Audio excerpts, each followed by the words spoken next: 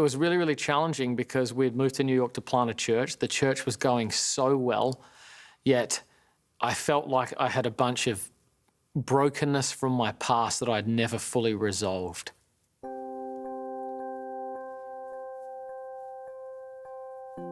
I had idols in my heart, I had unrealistic expectations, I had pride, I had all of these things.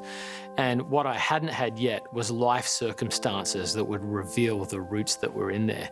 And so when these life circumstances opened, these roots of brokenness broke through the soil and began to bear fruit. You know, one of the things I learned from the book of Job, the difference between Job and his three friends, is that the three friends never talk to God, they only talk about God, but Job talks to God. And so I said, I don't need to talk with a bunch of people about how mad I am at God. I just need to tell God how I feel. So I would just go out late at night, spend a couple of hours every night walking around the Upper West Side of Manhattan, crying out to God, asking Him to step in and act and change me and move on my behalf. And it was like a really disorienting thing to be a pastor of a great church plant in New York and feel like my soul was withering and that I was a total hypocrite. So I felt like I couldn't, with integrity, keep being a pastor if I didn't attend to the deeper issues of my soul. So I really just pressed into that for a season. We demand the right to control the outcomes of our lives. And I had to learn to surrender that. God doesn't promise the outcomes, He just promises relationships with us.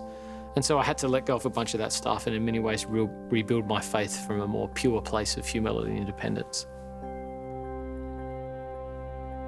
James K.A. Smith says this, and I think this is really true. We're not just brains on a stick.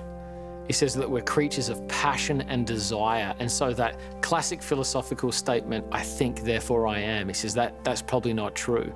He says it's probably more like I love, therefore I am.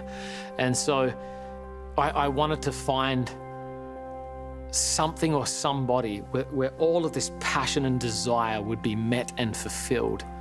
And the pain, the brokenness, the heartache, the wonder, all of that could find its end and its consummation in a person.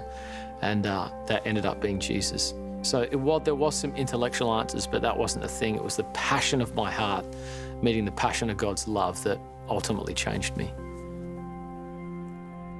And I'm not just saying that, that's for real.